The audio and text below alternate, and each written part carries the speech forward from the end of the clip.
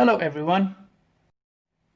Math Wizards welcome you to their channel and this video. In this video, we would be introducing the concept of division. It is important to be familiar with the concepts of addition, subtraction, and multiplication before watching this video. We have put a link to those videos in the description. Like addition, subtraction, and multiplication, division is also an operation done on two numbers at a given time. It is denoted by the division sign to get the result quotient and remainder. It means splitting something into certain number of equal parts, which means it's the opposite of multiplication. For example, 7 divided by 2 means splitting 7 into two equal parts.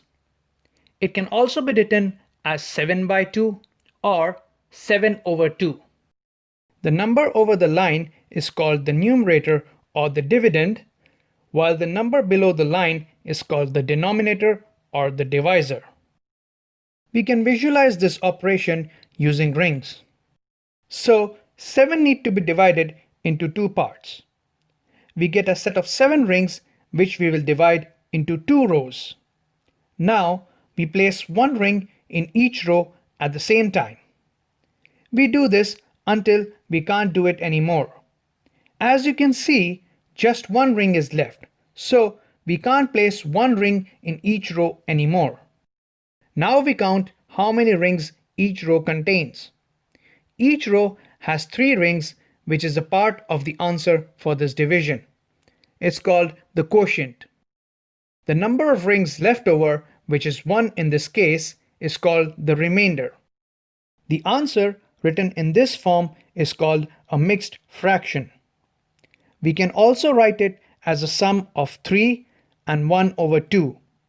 Both these forms mean that when we divide 7 into two parts, we will have 3 in each part, but 1 would still be left over.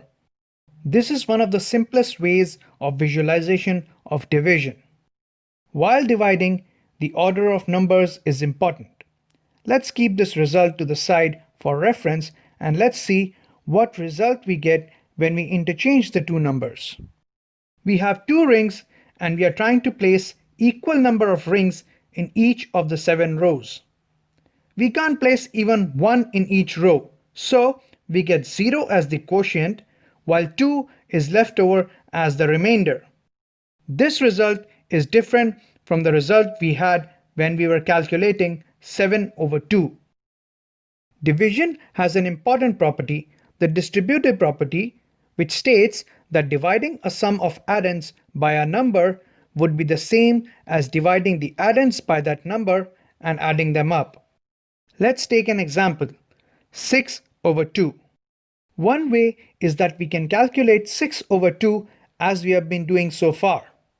However, there might be cases where the division might not be easy to calculate, especially if the numbers are too big.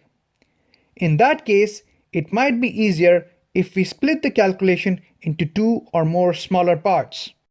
In this particular case, as an example, we can write 6 as 7 minus 1 or 4 plus 2 or even something else which is equal to 6. Let's calculate 6 by 2 first.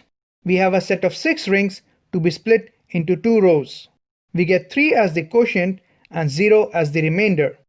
This is effectively just 3. On the right, we can distribute the denominator over all the addends in the numerator.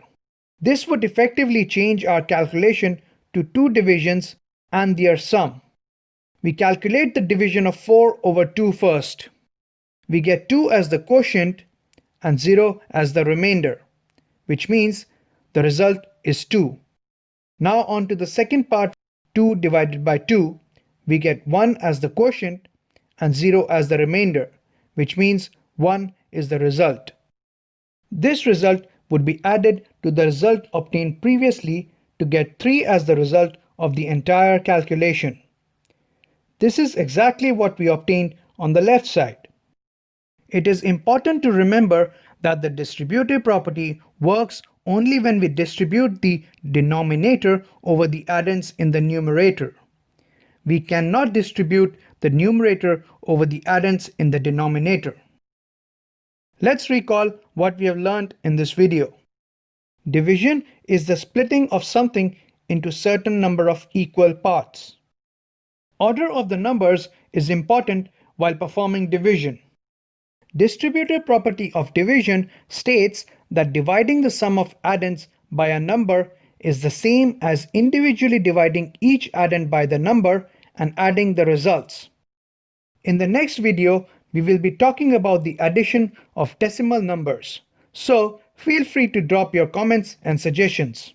Don't forget to like and share the video and subscribe to the channel for more content. Good luck.